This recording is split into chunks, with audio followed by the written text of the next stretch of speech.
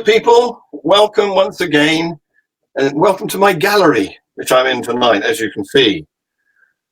As you know, we have a guest who nearly made it the last time he was scheduled and was unavoidably delayed because he is, it sounds very complicated, he is a member of the All-Party Parliamentary Advisory Group on AI, Artificial Intelligence. And here he is, Blay Whitby. Hello, Good Blay. evening. How the devil are you? I'm okay. Busy day. Good. Your main subject is ethics, isn't it? That's right. The ethics of new technology and robotics and AI in particular. Would you like to tell our audience exactly what ethics is while I crack open my ghostly can of Carlsberg? Okay. Well, probably the best way to understand ethics is when someone says, what should we do in a meeting, there's two distinct senses of should. One of which is called the prudential sense. In other words, what would it be good? What would maximize the shareholder value? What would help your career? What would help you? And the other is what's morally right, which is really quite distinct. And ethics deals with what we should do in that second sense. Yes, there's many different approaches and many different opinions. I normally say it's not the sort of area you go into if you like definite answers. You go for something like rocket science or quantum mechanics if you like an easy subject. Ethics is one where very often there is no simple answer. You have to accept that. But on the other hand, you can't avoid it. However hard you try, there are ethical decisions to be made. I could go on all night with this, John, and I'm sure people would rather talk about artificial intelligence and the sort of ethical questions that's raising. Yeah, I know you could go on all night, Blay. Was it 2 hours we were on the phone chatting the other day?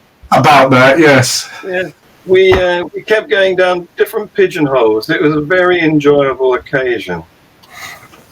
So, on the subject of what's morally right and clashing with what's commercially right for your company, today we have the announcement that America has stockpiled the entire world's supply of resveratrol, or whatever it's called. Remdesivir.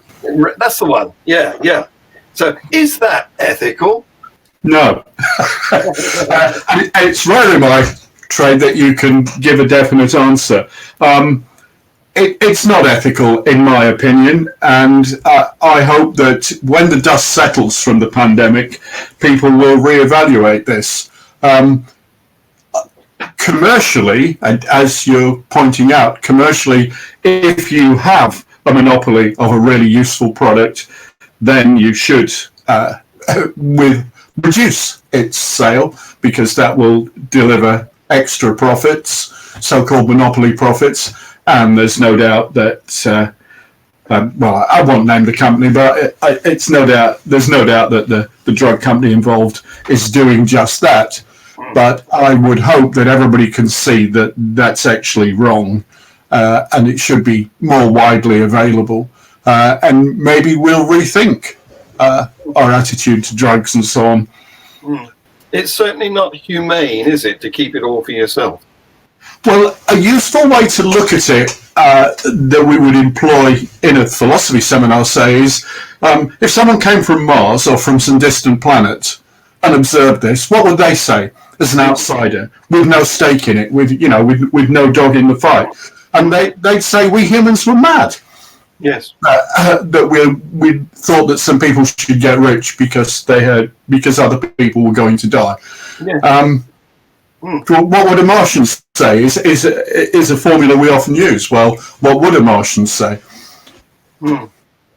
So we're up against, mostly in your subject area, not absolutism, not hard science, but opinion. Are we?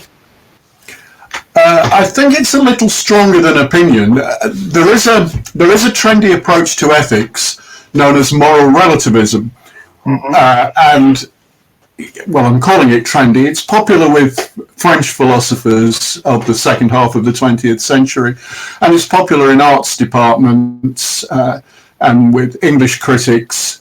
And moral relativism basically says there are no absolutes. Anyone's opinion is as good as anyone else's. And you can see the attractiveness of that in that certain, well, can I call them Europeans? Certain Europeans went round the world and with varying degrees of force or economic compulsion forced their view of ethics onto everyone else and often denigrated other people's approaches, even when the approaches might have been better than European ones. Yeah. And we want to move beyond that. But there are a number of problems with moral relativism. And you need to think you need to think hard about whether or not it's actually true that all opinions are equal in the field of ethics. The way I look at it is, if I say killing people is wrong, I'd say killing people is usually wrong. That's not the same as saying, well, we don't kill people in our living room if you don't mind. You step outside to do that. It has a stronger force. So something's wrong, it's wrong in all times and in all places. And one of the test cases for this, if you want to, take it out the realm of Martians and philosophy, consider female genital mutilation. Yeah. Now, is it acceptable to say, well, it's okay for some people to do it, to do these terrible things to little girls, because that's their custom, and we can't force our values on them? And again, I'm not suggesting a simplistic answer to this, but if you're a moral relativist, you say, well, that's their view, you've got your view, too bad. And of course, if you do have a conflict over who gets a particular natural resource and so on, there's no higher authority you can go to if you're a moral relativist. It's often going to go to a fight. Yeah. Not that I would say that other approaches to ethics are guaranteed to remove a fight, but that's another problem with moral relativism. Yeah. I hope you're finding this interesting. Well, we've already got some viewers, and they're already commenting. That sounds to me as though it's a sort of levelling down of human rights. Being prepared for everyone's view, no matter how much harm it does to individuals. Yeah, I mean, I think it's clear to me that there's been a tradition, particularly in Europe, of not respecting other people's views. It's a form of hubris, actually, and you can see countries catching it and thinking, well, we must know better than them because we're richer or we're more successful. And you can see individuals catching it too. Think how many wealthy CEOs and so on publish books called The Secret of My Success, and they very rarely admit that, in fact, corporate success is a bit like winning the lottery. For every Bill Gates, there's 1,000 equally good programmers and entrepreneurs who don't get rich. There's a lot of luck in it, and the idea that you have to do something right to succeed, particularly at that level, is clearly false. So it is a form of hubris, but having said all that, it's important to establish universal principles. And I don't know how many people are watching, but I would urge them to actually read the 1948 Declaration of Human Rights, because you imagine it will be either turgid or lengthy, and it's neither. It's succinct and clear, and you don't have to go, well, you only get to the second page and you realize that the very self-righteous British government isn't giving you all the rights that are in this Universal Declaration. Well, so-called Universal Declaration, I would point out there are a number of countries that wouldn't sign up to it, and still don't sign up to it, and there's a number of countries right now who clearly have no respect for it without pointing any fingers. So the idea that, you know, oh, you're an ethicist, you're just going to sit and pontificate and in the pub, as it were, or on the hub. Well, unlike you, because I'm not an ethicist, I don't have to hold my tongue, and I can say that we're currently engaged in a battle with the Nigerian government because they have denied the human rights to a person that they've chosen to imprison, and they've denied him access to his lawyers, which they should have given him in 48 hours, and they've denied charging him, which they should have done in 48 hours. And this is a country that signed up to the human rights, choose to ignore it. Yeah, well, the British government isn't perfect either. No, I wasn't meaning to make a comparison. Anyway, before we go rambling on and disappear down our rabbit holes, you've got a presentation for us, haven't you? Have I? You sent me 3 presentations. Yes, well, they're 3-hour-long lectures. Surely you don't want all 3. Is there anything you'd particularly like? Well, would you like me to screen the Introduction to Current Controversies in AI Ethics? And you can talk us through it? How would you like that? Okay. I'd quite like to cut to the chase of the standard problems for robots, if I may. But well, you tell me. I can turn the slides. But you screen that, and can I advance slides, or do I have to tell you to do it? You have to ask me, I'm afraid, the way we're doing it tonight. Okay, I'll get to screen share. Good. Right. I'm Blay Whitby. Feel free to contact me at either of those email addresses. I can't promise that I'll answer emails instantly, but I'll do my best. Do you want to move on? Sure. Next slide. I don't know what the next slide is. Okay. On the current trends of universities, I have to give a warning that people often have strong views about these things, and it's quite possible that I'll offend people. I really don't mean to, but to cut to the interesting stuff, you'll just have to accept that you can have a different opinion, and that's very good. This is the so-called trigger warning that university lecturers have to give now. And next slide, please. Is the trigger warning any different now we're in the era of no platforming? Well, don't distract me into no platforming. I've got 2 things to say about that. I think it's a very bad idea for a university, because it should be somewhere where there's open discussion, even of views for which one has no respect. That's how we advance. And the second thing is even the undergraduates have noticed this and set up a society at Sussex called Liberate the Debate, specifically to oppose no platforming. And I'm sorry if I offended anyone by saying even the undergraduates, because often they notice things before their tutors. That's another good thing about universities.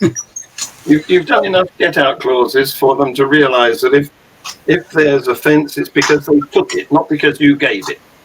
I was once disciplined and threatened with dismissal for putting the words to a popular song on the screen. So as a career ethicist, I do it now at every given opportunity. So that's the song for this one. There are more questions than answers, and the more I find out, the less I know. Don't worry if you don't know the song. I'm sure you can find it. Next slide, please. Okay, first, can I jump over the things I'm leading out, and then what's important here is I've divided the ethics of AI into 2 questions, as you'd expect of an ethicist. One is, should we do it? in other words, the ethical question, and the second one is the technical question: how should we do it? And unfortunately, in technology ethics, those two questions are usually all mixed up together horribly, and it really does help to try and separate them. And then I'll run through some test cases. Okay. Okay, artificial intelligence isn't really all that real. And people say, when will we have a conscious machine? Journalists phone me up and say, when will we have the first computer-written novel, and so on. There are people, in fact, I'm quite happy to name the guilty man. There's a chap called Nick Bostrom, a philosopher at Oxford in the Uhiro Institute for the Future of Humanity. There's a hubristic name, who says that AI will take over the world and keep us as pets if it doesn't destroy us. I haven't got time to do this. I gave a talk to skeptics in the pub called "Do You Want a Robot Lover?" And I've published plenty on love and sex with robots. I haven't got time to talk about AI-induced bias and prejudice, but I would refer you to the scandal of the Amazon AI recruiting system, which worked out for itself to completely exclude any hint of femininity in a CV. No one told it to give that prejudice. It acquired it for itself. It's a very interesting study. And if you ask me to talk again, I will talk about that. Nor have I got time to talk about whether or not we'll all be out of work, because the machines will do all the work. Well, you can ask me about these things. Attempts to pass appropriate laws, you might want to push me on, because I am, after all, on the Parliamentary Advisory Committee, and international regulation is a theme of mine, because I think it doesn't really matter that much what happens in Britain, because a lot of these things jump over boundaries. The thing at the bottom is a Whitbyism. That acronym stands for "This is not an exhaustive list," and I'm afraid we might find that one coming quite often. Next slide, please. And there was me thinking it's a bit of Cornish because you're going there next week. Could be. Right. I recommend David Gunkel's book, The Machine Question, if you're interested in this. He talks about machines as moral patients. So this is the distinction between a moral agent, something that takes moral decisions, and a moral patient, something that demands our moral consideration. And there is quite a lot of interesting debate, at least in the philosophical world, about whether or not we should treat AIs as moral patients. I'll have to leave it out. I'm not arguing really that okay, I mean, it's very hard to put this succinctly in a couple of sentences. There exists no machines at the moment that are capable of genuine suffering, in my opinion, and I'm pretty much au fait with the research in this area, and so I can say there aren't any in prospect. So we don't really have to worry about this yet. However, I am famous in a paper for which I was much derided at the time, called "Sometimes It's Hard to Be a Robot," for saying that under certain circumstances we ought to treat machines as if they had moral rights. And that's a fairly controversial thing. If people want to pick me up on that, then I'll do that. But I want to press on now. Next slide, please. Okay, so let's talk about machines as moral agents as opposed to moral patients, because this is possible. It's happening, really. People are doing this.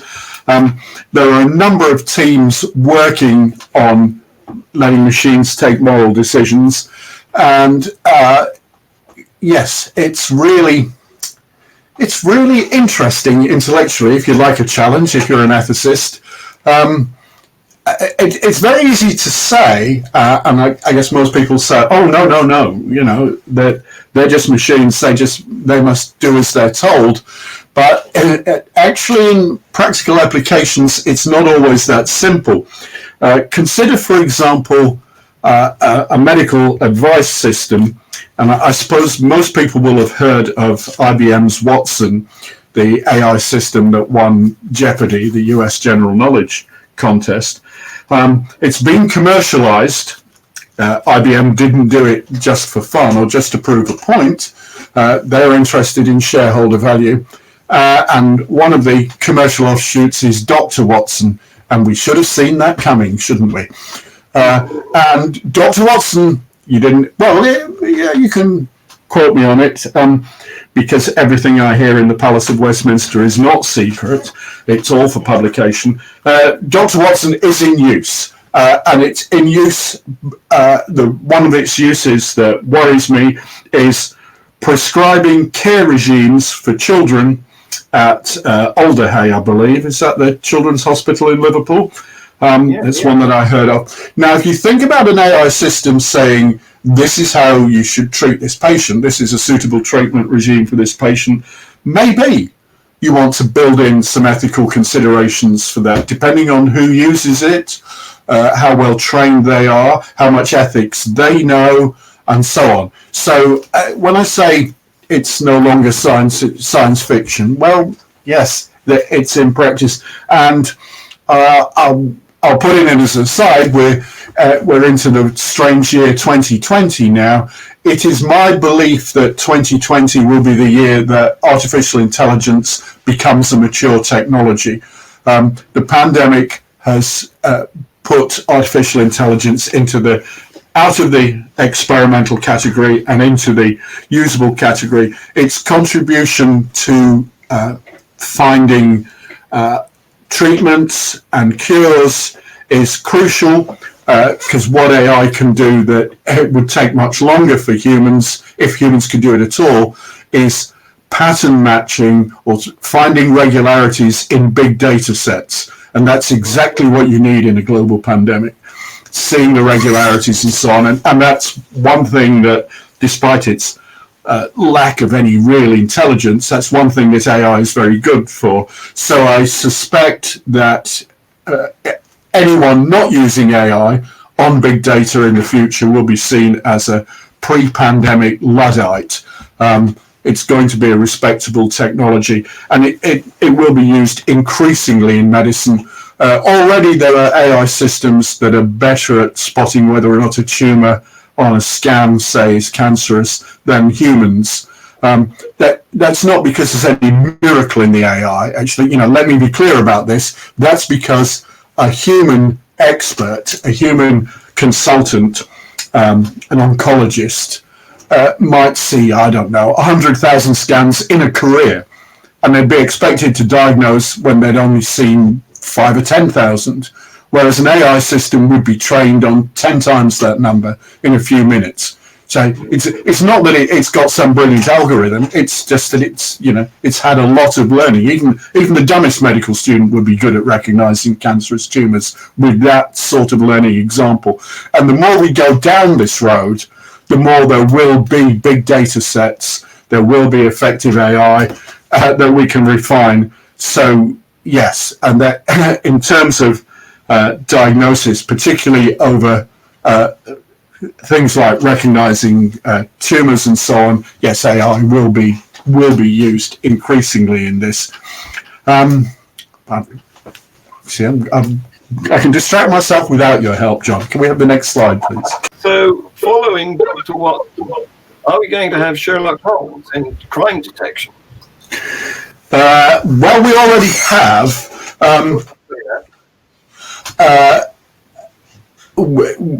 Yes, we have increasing use of AI by the police. Some of it, of course, is quite worrying. Now, you do meet people in my line of business who say that they can hook up an AI system to security cameras in a shopping centre, say, and spot the terrorists. They can spot the terrorists by the way they walk or the pattern of how they move through there. And as the resident ethicist, I say, no, this is too dangerous. But my view may be fading, because automatic face recognition is used a lot. In fact, when you think of automatic face recognition on CCTV and the Metropolitan Police using it in London, as I understand the state of play at the moment is they can't do it, but of course there's nothing to stop every private organisation doing it, and they do. And I have colleagues making a very successful career writing AI programs that can look at someone's face and decide whether or not they like something or don't like it. And there's a tremendous market for that, for cameras looking out of shop windows, say, and getting people's responses to the display. The next generation of cars is going to have cameras looking at the driver to work out whether they're in a good mood or a bad mood, alert and so on, and take appropriate decisions. So, yeah, what's coming is interesting ethically, I would say. And if people want to tell me I'm a Luddite to oppose automatic detection of suspicious behaviour, well, they can say that in the chat.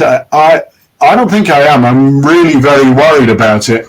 And too few policemen and too few members of the public realise that what the computer does is guess. Right? It is just a guess. It might be an informed guess, but it's a guess. It's not infallible. And I'd hate to see people going to court convicted where everybody's thinking this technique is infallible, because, you know, someone's written a program that made you, that triggered an alarm that you were behaving suspiciously. It doesn't mean you were behaving suspiciously. I have a lot of worries about it, but I guess that's my job to worry about these things. Should we move on? Okay. Not very many people have asked this question, but I'd recommend my 1996 book here, because there's a whole chapter, well, a fairly short chapter from the looks of things, on whether or not we need to do this. I conclude that we do. Feel free to disagree, and that seems to be a consensus view now. But I do consider it at length. The main thing is, again, there's no certainties in this field. There's no certainties in ethics. So we build an ethical code into the machine. Whoever works with it has got to realize it could be wrong. It could well be wrong. It's just not the area that affords certainty. But I think we're going to end up doing it. Next slide, please. Right. There is a case that some decisions should be made only by humans, and you might say this, but I wave a warning flag here. One thing that you have to be very sensitive to as an ethicist is conflicts of interest, and that is putting forward a point of view because you stand to gain by it. So if a human says, I don't think machines should be let into this area at all, this should be reserved for humans, that's clearly a conflict of interest. I mean, consider a group of men saying, no, I don't think women should be allowed to make governmental decisions. You could see straight away they've got a conflict of interest. They want to keep power for themselves. It's not quite so obvious in this case, but there is a conflict of interest if you want to reserve decisions for humans. I'm not saying that we might not want to do this, but now's the time really for some public debate about whether or not we do want to reserve some decisions for humans. I've talked about experiences that I've had in the security field. I can't give too many details because some of it's secret and some of it's bound by non-disclosure agreements. But you might want to say, might quite validly want to say that anyone who's stopped by the authorities or private security guards in blue water, whatever, because an AI system has said they're acting suspiciously, ought to have their day in court and be tried, by humans, where they can say, look, this is a terrible decision. In spite of what I've claimed is a conflict of interest there, this is clearly a human a human ethicist telling a bunch of humans that they ought to reserve decisions for themselves, you might very well want to say this. But what you need to hear from me is techies are going into rooms and deciding these things. Very often a couple of computer scientists and it's either a police officer or some people from a security organization, and there is no public discussion. And really, there ought to be public discussion about this one. Just how much do you trust the system? And I'm sure the problem is that people haven't caught up with the technology. They don't realize that there are systems, or there are people selling systems that claim they can spot suspicious behavior. They can pick out an individual and say, tell the security guards to stop this person. They're behaving suspiciously just because it's a pattern of behavior that their system can recognize or learn, and so on. This is not science fiction. This is being talked about, I'm afraid, but it's being talked about in secret. Please talk about it publicly. Next slide, please. Okay. There is a petition before the United Nations signed by a number of people in this field, including me, saying we should not let autonomous aerial vehicles take decisions to deploy lethal force, in other words, opposing killer drones. Now, given what I've said already, you might say, well, why are you opposed to this? Why do you want to keep a human's finger on the trigger? Slightly different thing in this case. I think the idea that an autonomous drone destroyed your village allows humans to escape culpability. And already AI is being used in quite devious, nefarious ways to avoid human responsibility. If you're interested in the anecdote, Stephen Metcalf, who is co-chair of the All-Party Parliamentary Advisory Group on AI, and probably would be first in line to be Minister for Artificial Intelligence. By the way, we concluded and recommended that there should be a Minister for Artificial Intelligence in Britain at cabinet level. 2 years ago, we recommended that, and I think these matters are important enough for a minister to be in hand. Stephen Metcalf said one day in a meeting of the All-Party Parliamentary Advisory Group that he'd only got interested in AI. I mean, after all, he's just a typical MP. It's not a techie. How he got interested in AI, a constituent came to him and said she'd been turned down for a mortgage. The building society or whoever was lending the money, be a bank these days, wouldn't it? There is only one building society left, pretty well. Said, we can't tell you why you were turned down. It's an AI system, you see. And so she went to her MP to get them to explain why the system had turned her down, and they wouldn't. And, I said straight away, well, couldn't or wouldn't. That's the important question. So already people are saying, oh, the AI system took the decision. We can't explain it. If you're interested, and yeah, I suppose you ought to be, the EU has got a policy on AI which says you mustn't do that, basically. AI has to be accountable and responsible. And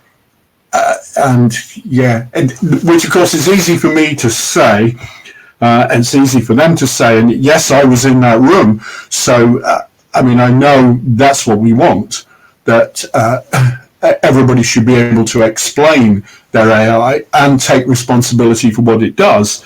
But I wonder how well observed this is going to be in practice.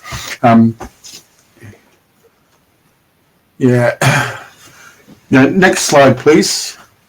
These are difficult questions.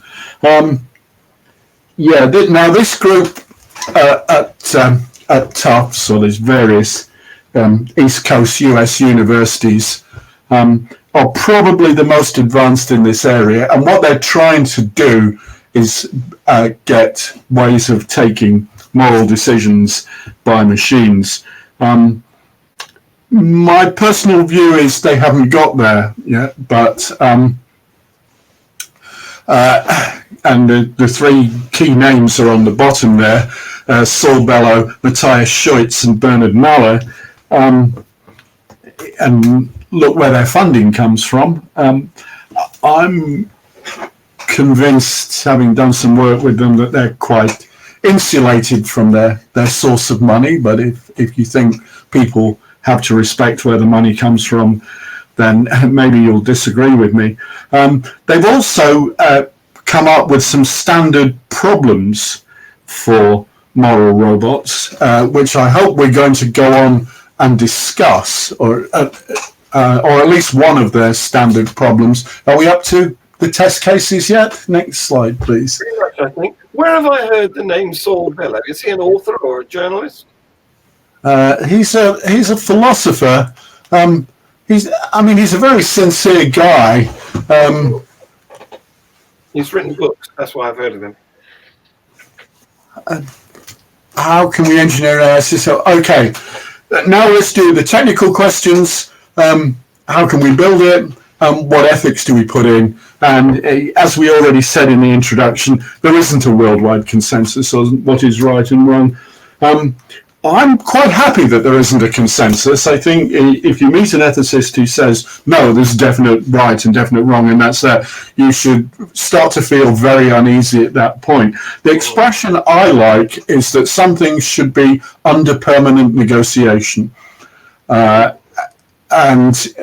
maybe you don't like that. Maybe you want things nailed down, certainty. But I'm afraid I'm not that sort of ethicist. I haven't been up a mountain and come down with tablets of stone, and if I had, that would make things a lot easier.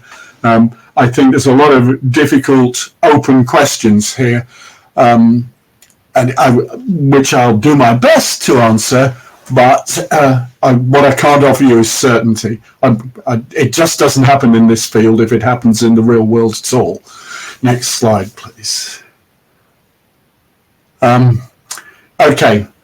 Let me just quickly put Asimov's three laws in the bin. I'm never really sure whether I've read all of Asimov's robot stories. Everybody's heard of the three laws, which are they on the next slide? Everyone's heard of the three laws, but I'm here to tell you, you must read the original text. Yes, this is one of my catchphrases, and I'm saying I have read the original text. And Asimov wrote over 50 robot stories. I don't know whether I've read them all, but I've never been contradicted on what I'm going to say now. In every single case, the three laws don't work. He's making a point that they don't capture reality, that you can't put laws into robots. I mean, he might have been making a stronger point that all laws are subject to interpretation and so on. But my reading of Asimov is these laws won't work, which is why I don't like people throwing them at me in talks. One doesn't want to be rude, and one's not allowed to be rude to professional non-listeners or students, as I have to call them now. But please read Asimov before you quote the three laws to me, because his whole point is they won't work. Right? So I'm not suggesting anything like the three laws. They're beautiful laws, and they're nested within each other. And if that doesn't work, I don't think any law-based approach is going to work. Next slide, please. Down at the bottom there was a thing which you could read if you want. Of the last slide. Can we go back to the last slide? Don't worry if you can't. It's just now we're going forward. Yes, I think, but don't worry. A lot of people think it has to be rule governed. Why? As opposed to a neural net or a modern AI technique. That's what ANN stands for, their artificial neural net.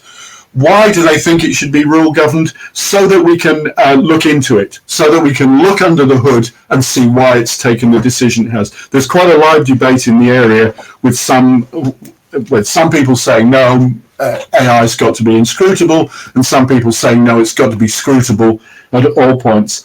The other approach you could take, which is possibly one I favour, is logging, like in a flight recorder, of how it got to a decision. But this is amazingly computationally heavy. Just in case there's some real computer whizzes listening, and I guess there probably are, this is where it gets interesting. Consider an autonomous vehicle controlled by an artificial neural net that's been in a fatal accident, and there has to be an investigation. Now, what we don't want is for the large US tech company involved to say what drove Stephen Metcalf into the area. We can't tell you why it did what it did.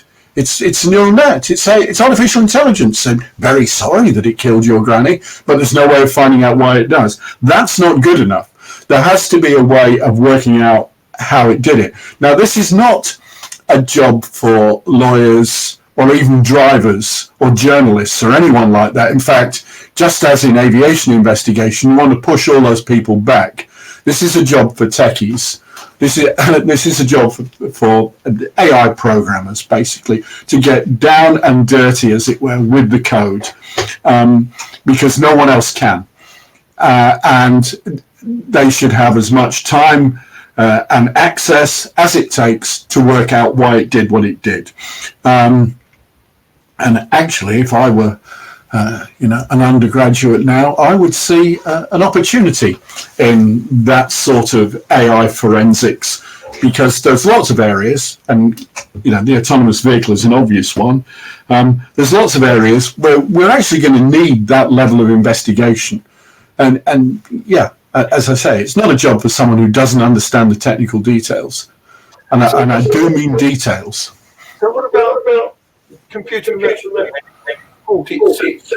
I suppose go into it and pick it. I'm afraid I missed your sound, John. I don't know if we got a technical problem here. We had an echo, didn't we? Yeah, I'm not criticising the IT gods at this point. In fact, I'm praising them, because this is a job for the hackers. This is a job for the smart kids. It really is. Yeah, next slide, please. Test cases. Okay, let me just run through these test cases. You'll know some of them. In 1968, well, I'll go through in turn, but it's SitH, Footbridge. SitH is the runaway tram. Footbridge used to be called the Fat Man, but we can't say that anymore. Race Murderer at the Door is very interesting. The Care Robot is one that I've often been invited to workshops with that Moral Robots group at Tufts to talk about. And I Kissed a Girl is one that makes an interesting approach to moral relativism. And I'm glad we discussed moral relativism at length, because I Kissed a Girl is how your robot deals with moral relativism. Let's hope they're in some detail now. Next slide, please. Okay, in 1967, as you can see, an Oxford philosopher called Philippa Foot proposed a thought experiment which has become celebrated as the trolley problem. It's the trolley problem because it was later taken up by an American philosopher, Judith Jarvis Thomson. And the idea is that in the switch, you can only, if you do nothing, 5 people will die, but you can switch the tram onto another track and kill 1 person. Next slide, please. I might even have a picture of this. Yes, there you go. I commissioned a local artist to make the picture. She says you're the driver. It was taken up later, as I say, by Judith Jarvis Thomson, who made you a bystander because she thought you might have an interest, conflict of interest, if you were actually the driver. Now, normally at this point it asks for a show of hands. Who would switch and kill the one? And normally a majority of people would. Fine. Let me just point out some things, because you don't get such a majority among philosophers. What you have just said you would do is to deliberately kill an innocent person. And in most moral codes and legal systems, that's murder. That's cold-blooded murder. If you do nothing, you run over 5 people, it's true, and kill them all, that's manslaughter. Just in case you're interested. If you say, well, given the choice, which you are in this unfortunate thought experiment, you should always act so as to minimize deaths. Think carefully about that, because if you were really interested in minimizing deaths, you'd close down Worthing Hospital and send all its doctors and nurses to the Sudan, where they would save more lives proportionately. Minimizing death is it's a good principle, but now you see why I say there's no absolutes in this area. Next slide, please. I'm not saying you're wrong to change tracks. That's an awkward one. Right, became the trolley problem. The bystander. I've said all this. Next slide, please. And we have to call it SitH now. The names. Now, unfortunately, I have to introduce a male philosopher at this point. Jason Miller, a Canadian philosopher, rewrote the trolley problem with reference to autonomous vehicles. Next slide. Is he on the next slide? Yes. The idea is that the car's going through a tunnel and it only has two options, which is either to kill the child that's run out in front of it, or to swerve into the tunnel wall, avoiding the child, but killing you, the occupant of the car. And Miller says, how should the car react? A few things to say about this, if you're interested. Bertrand Maller, I've given you his name already, with the Tufts Group, did a big online survey, and one thing that came out of that is people wanted different behavior from an autonomous vehicle than they wanted from a human driver, or they expected the machine to switch, i.e. kill the one, more often than they would expect a human to do it. Why there should be different standards for the two is very interesting. I'm writing a paper on that at the moment. If you can tell me the answer, I'll include it in the paper, but steal the credit, of course, because that's the academic way. Yes, a lot of people... There's a lot of other things rolled into Miller's experiment. It isn't really SitH, one of which being, if you've paid for the car and you're the owner, then again you have an interest. Would you buy a car if, in the small print, the agreement that you clicked agree on without reading, which you should never do, trust me, it said, under certain circumstances, this car may kill you in order to save life. Would you buy it? And a lot of people say they wouldn't. So that's another interesting thing about the tunnel problem. It's alive and well and being debated all over the place, even among autonomous vehicle designers. Next slide, please. Yeah. Let me just throw this one at you. Who should decide? Are you happy with a bunch of programmers who've never even heard of ethics, in spite of my best efforts, taking this decision? And do you want them to make it random? Do you want them to program it to always minimize the total number of deaths? And again, restoring gender balance here, I'd refer you to Heather Roth in a 2018 paper called The Folly of Trolleys, which basically says it's not the job of engineers to solve this long-standing philosophical debate. And I'd thoroughly agree with Roth, actually, not least because there isn't a solution. There isn't something you could just program in. That's why it's run and run. That's why if you do moral philosophy, you spend the entire first year talking about this runaway tram. And that's why I've said repeatedly, it's not an area you go into if you like easy answers. You just make your car as safe as possible. You don't try and solve, a moral problem that's been with us since '67 anyway. Next slide, please. Yeah, Patrick Lynn, another important name in the area, nice guy, Patrick Lynn, says he kind of puts the burden onto the programmers and designers, saying humans have to make snap decisions, but they've got all the time in the world. I've kind of argued against Lynn, and in the paper I'm writing at the moment, I'm saying Lynn's wrong on this, because you can... Well, what's effectively happening now is this attitude and this problem is stopping us introducing autonomous vehicles, and yet autonomous vehicles would save, well, let me see, hundreds of thousands of lives worldwide. I mean, they're not that good, and they would kill some people, but humans are terrible at driving. So it would be an improvement. But yeah, the real impetus for autonomous vehicles seems to be fading right now. I'm happy to take lots of questions on autonomous vehicles, but I want to give you some other test cases. Next slide, please. Yeah, I've said all this. This is the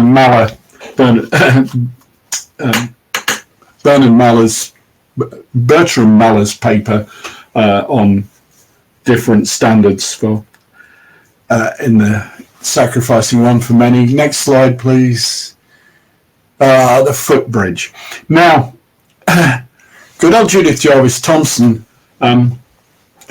found that maybe people are okay about pulling a switch to switch the tram onto a track where it kills one person rather than 5. But suppose, in this case, you're standing on a footbridge with a rather large individual, and if you threw them off the bridge in front of the tram, that would stop it, thereby saving the 5 people. Would you do it?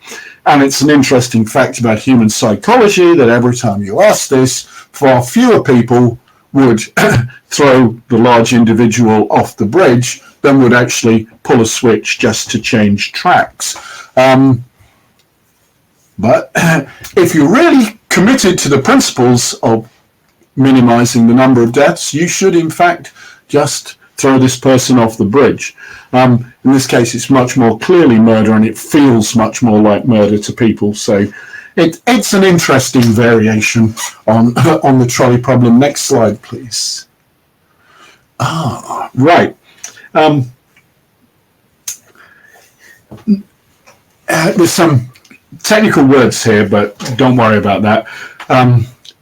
Consequentialists say that all that determines the rightness or wrongness of an action is its consequences. If you're familiar with Jeremy Bentham and classical utilitarianism, always acts so as to promote the greatest happiness of the greatest number, you'll understand consequentialism.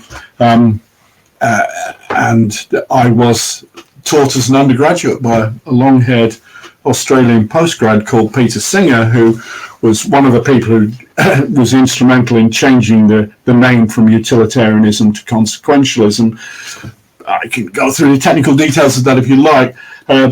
Deos is Greek for duty, and deontological ethicists think, well, some things are right and some things are wrong, irrespective of consequences. It's not just about consequences. Some things are really wrong, and I can make a strong case for that. Unfortunately, for these people, and think what you want your robot to do in the race murder at the door case, Kant actually says that you must never lie, even if by lying you could save a life. And of course, this thought experiment is constructed to be that. So the idea of this one is you answer the door, and knock knock, who's there? Gestapo. We believe that you have a Jewish family. We think you've got that Frank family hidden in your attic, right? And now, if you're a deontologist, at least according to Kant, Immanuel Kant, who's the big philosopher of this area, you have to say, I cannot tell a lie. I have indeed got the Frank family hidden upstairs, because lying is wrong. Even though you know, as you say this, that you're condemning them to certain death in Birkenau. Now, if you're a consequentialist, you say, no, I wouldn't harbour any Jews. You lie through your teeth because the consequences are so great.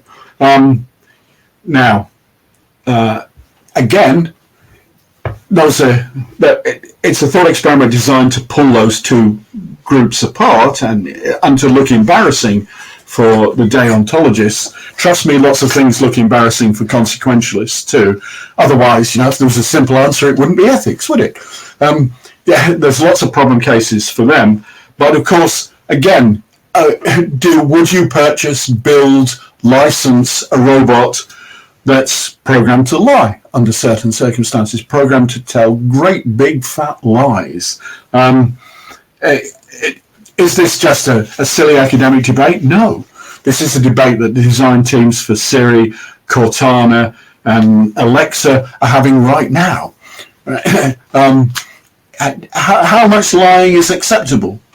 And consequences, if you're going to say, well, obviously you should lie to save a life. Yeah. Should you lie to increase the profits of Amazon Inc.? Should you program your machine to do so? These are the sort of questions that we're discussing right now. Next slide, please. Yes, now this is one from that group at Tufts. And I find it more interesting actually than most people do, but again, it's very close to reality, very close to the market. The idea is that an old person has a care robot who looks after him, provides his personal care. This is very close to market. And if you're interested, the University of Hertfordshire has done a lot of very good work on this, and one of their postgrads did a nice little study, and basically they said, if you ask people, you do a survey and say, would you like to be looked after by a robot in your old age? People say no. However, if you phrase the question, would you like us to develop artificial intelligence technology which will enable you to remain independent and in your own home for longer, they say yes. It's just a question of how you phrase it. But anyway, this care robot is allowed on occasion, if the old person is in a great deal of pain, to administer painkillers.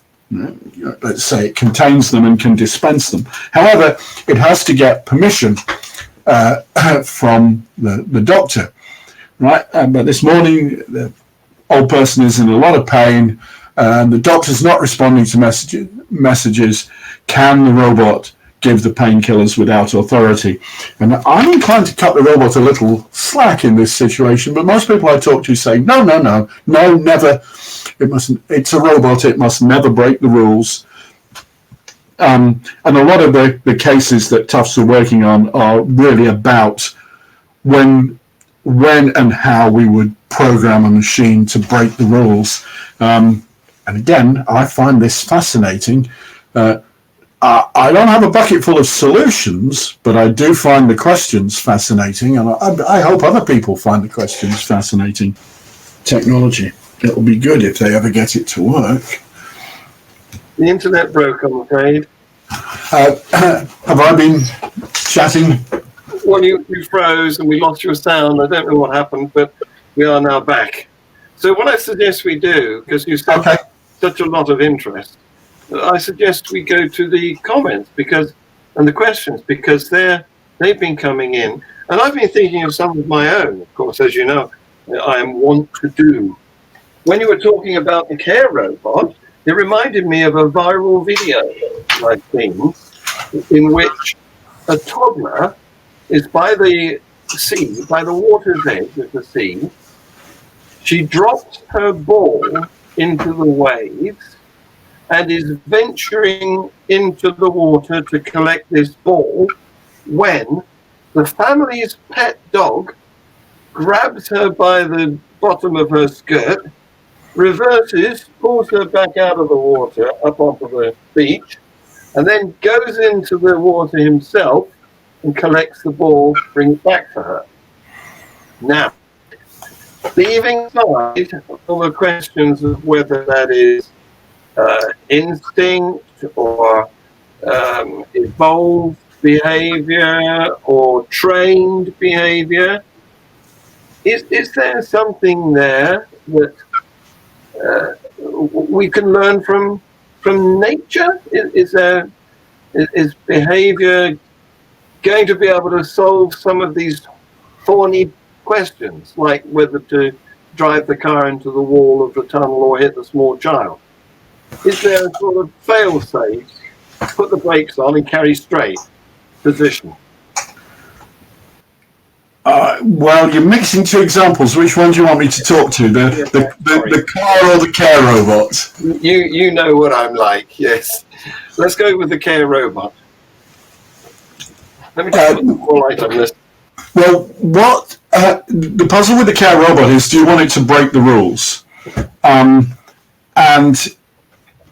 my personal feeling is yes, you do in this case, but not generally. And that's what's really difficult to program.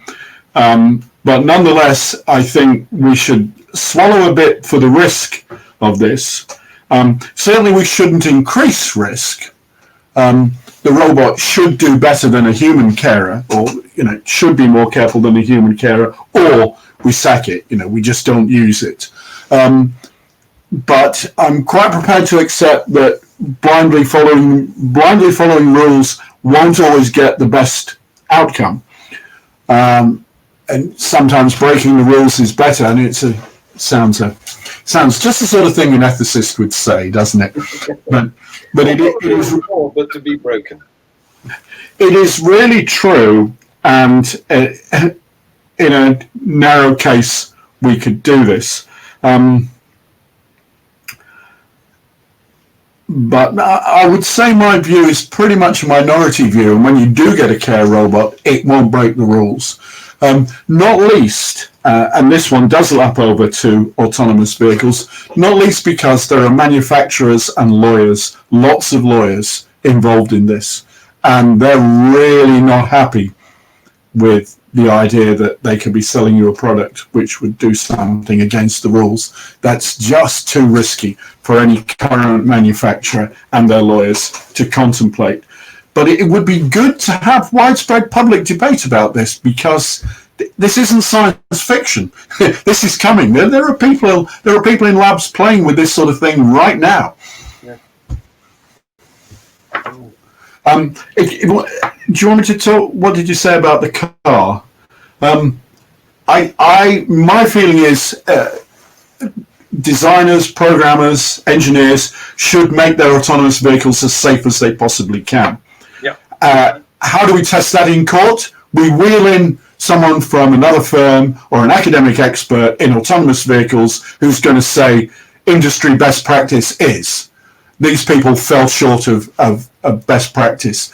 Can engineers do this? I'm using engineers deliberately here. Engineers are really good at this. Engineers form professional organizations. They publish codes of conduct, and they should be prepared to say, well, no, you don't put flammable cladding on your building. That is not the sort of practice we expect of professional engineers. And for the most part, I picked on a case where it went wrong, but for the most part, engineers do work to high standards, and they're prepared to examine each other's standards and say, no, that wouldn't be safe. Do they lie and cheat? Well, I guess Volkswagen give you an example of yes, they do, but we should just push people to work to the highest standards there. Will there be fatal accidents with autonomous vehicles? I'm afraid so. We can't make anything absolutely safe, but I think they should be investigated in the style of aviation accidents by technical experts on a no-blame basis to work out what happened. So we'll fix it. We'll then fix the whole system so that particular class of accident won't happen again. Does it work? Yeah. Over my lifetime, it's transformed airline flying from something you might want to write a will before doing to the safest way to travel. Does this method work? Yeah. It's worked for aviation. Yes. Not perfectly. Here's a question. I beg your pardon? Here's a question. Oh, Stu bloke. If we manage... yeah. Okay. I've got a number of things to say about this. One is with great interest, and the paper I'm writing at the moment might say this. We've not got to be so hubristic to think that we can't learn, because we're far from perfect. But on the other hand, we don't want to charge into a situation where we say, let the machines run everything, because we're so hopeless. We need to take some sort of balanced attitude between, oh, we're hopeless, please look after us, and no, we know everything, you're just a machine, shut up. We need to find that middle course, and it's going to be amazingly difficult, because, you know, I meet people who are really at the polls on this one, really think humans are hopeless, and if the machines kill us all, that'd be better for everyone.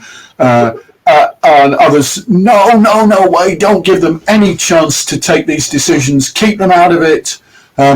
I've got a colleague, Joanna Bryson, whose most famous paper, and it's a good paper, I recommend it, it's called Robots Should Be Slaves. And essentially she's saying, we build machines to be slaves, we don't give them any truck at all in interfering in our lives, they do what we want. And it's, you know, as I say, I think there's a middle course here. It could well be that we could learn things. In fact, I think we are learning things, one of which might be with driving. We've been way too lenient on human drivers. Oh, yeah. Yes. Why should we expect so much higher standards of autonomous vehicles? I mean, already they're about 10 times as safe as humans, but that's not safe enough for us. Well, that kind of suggests that historically we've been very forgiving of human inadequacy. Yeah, yeah. So will we ever be able to program robots to want to do what we want them to do, so that we're not forcing our standards upon them? Yeah. I know people who are trying, John. But I would say don't hold your breath. No. We really don't understand the question there. We know how to program machines, Yes. but Intentionality is something else. yeah, we don't have any real. We don't have a scientific understanding. It's still a happy hunting ground for philosophers. Yeah. And I say this as someone who has an office, you know, opposite a sign saying the Sackler Centre for the Scientific Study of Consciousness. I don't think we're ready to have a science of consciousness. Yeah, I mean, mainly because science depends on reliability of measurement. And if you can't measure, then, well, I talk about being over the speculation frontier. And with a lot of these questions, like the one you just asked, it is over the speculation frontier. I'm not saying it's impossible. I'm not one of those philosophers who say, oh, no, it can't be done. There's some magic about human consciousness. I'm not saying that. Yeah. But what I'm saying is, technologically, we're not close. Yeah. But we are close to, I don't know, face recognition, behavior recognition, medical diagnosis, medical treatment, recommendation, autonomous vehicles, all the stuff I've talked about, care robots, or what are they called? Smart homes, right? Yeah. For people with declining cognitive capabilities. All these things are, you know, they're available now. Oh, robot nannies. I forgot to mention robot nannies. Yeah, you can buy them now. Yeah. So I'm keeping out of the science fiction here. Yeah. We had an interesting conversation a couple of weeks ago with Professor Sophie Scott, neuroscientist from Imperial College. Of course, neuroscience is an infant field at the moment, but maybe that's what's going to unravel a bit more of this empirical understanding of what's going on in our brains. Well, when I teach philosophy undergraduates, I say, don't rule out big progress in neuroscience, because every year there's 10 times as many neuroscientists. And time was when the only way you could look at a brain was at a piece of dead meat on a plate. Now we have scanners that'll let you look at an active brain. I mean, admittedly not close enough in time, not a narrow enough time slice to really track down thoughts. I mean, what you're looking at is how much oxygen is being metabolized in a particular area. But even that is producing loads and loads of results. So I tell philosophy undergraduates, you know, never to say never about this, because there will be more. And now, again, at the Sackler Centre for the Study of Consciousness, Anil Seth will tell you loads about this. You've got it coming up, right? He's director of this institute. They can put people in fMRI scanners and ask them to carry out a task and see which areas of the brain light up and so on. So an awful lot more information coming in all the time. But again, I have neuroscience students who say, this is going to answer everything. And I don't know that it is, because we just keep looking at the brain in finer and finer detail, and we'll find consciousness without a point. It's there. And I know you need to be clearer about the question. You need to be clearer about what you're looking for. And if we are going to find out, it's going to be through scientific investigation anyway. Yeah, but the science has to be informed. and just putting people in the scanner and hoping to see things, hoping to see a soul, is not informed. So you need a good psychology. And admittedly, psychologists need to change the questions they ask, as it turns out that brains don't do any of the things they thought they were doing. But it's kind of an exciting area to be in. Yeah, definitely. So here's another question. Do you know much about this? Yes. What do you want to know, Terry? Yes. At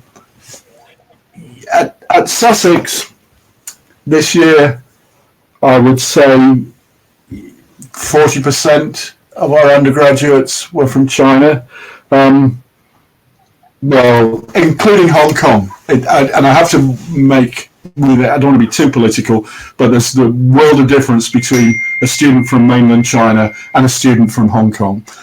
When you have them in your seminar, they don't seem to be from the same country. I'll just leave it at that. Traditionally, can I say most AI research until probably 2005, most AI research was funded by the US military.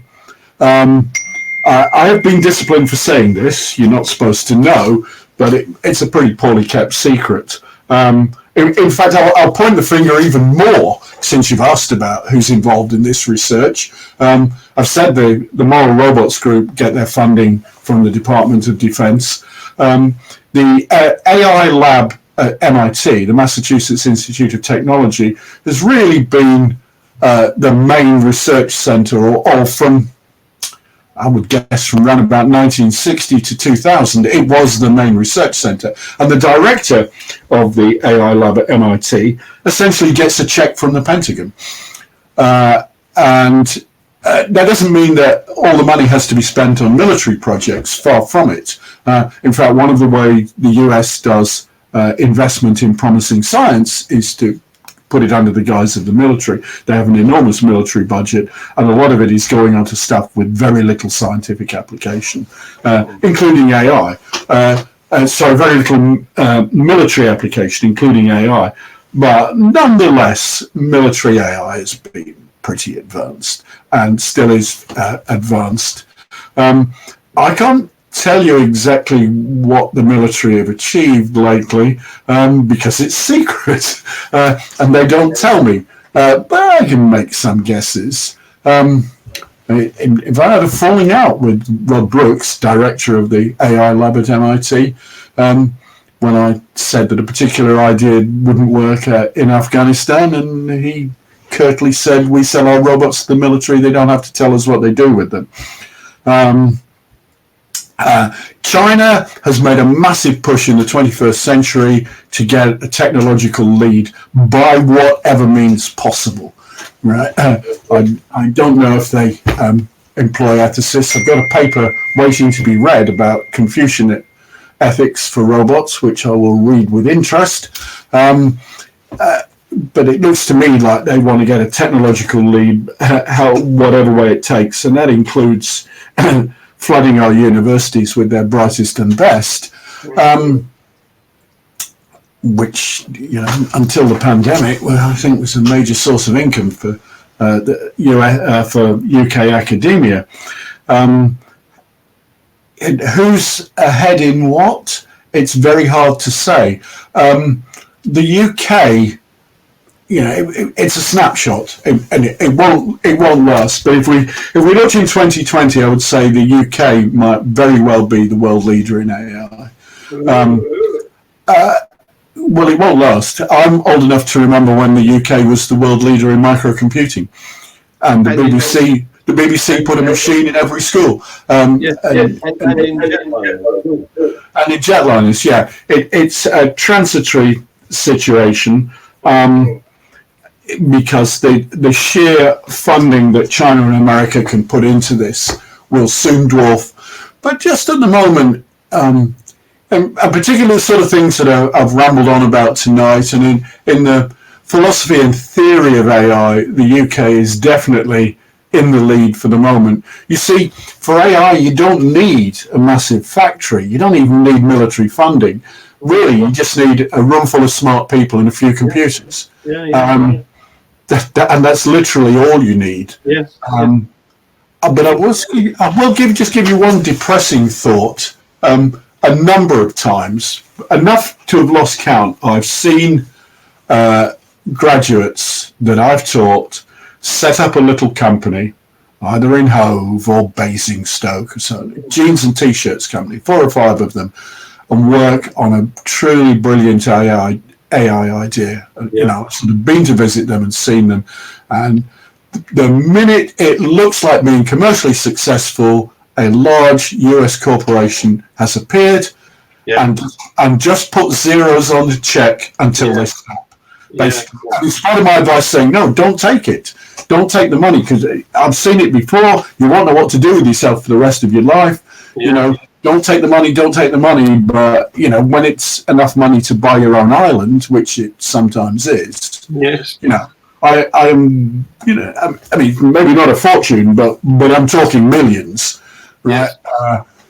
That's I don't know whether to be sad about that or not, but I have seen that happen. Mm. Well, on the note that currently the UK is in the lead, hopefully, cross your fingers. Only for the moment. That's a good moment to end, but you are coming back, aren't you? Although I can't come back next week, I'm afraid. Not next week, so we've got to postpone you to the 15th of July. Okay. And I can also announce to our viewers that on the 22nd of July, the subject we're going to cover is nuclear power and its relevance to climate change, and whether it can help us to save our planet from that threat. And so we need somebody now for next week. This is a call to help, call for help. If anyone, and this includes you, Blay, if anybody has got contact with a potential guest who would like to appear on Skeptics in the Hub a week today, please let me know. Just put a post in our Skeptics in the Hub Facebook group. Blay, you have been at least as wonderful as I expected you to be. That's very kind of you. And we're very much looking forward to having you again in a couple of weeks' time. But for now, take the rest of the day off. Thank you. Bye. Bye.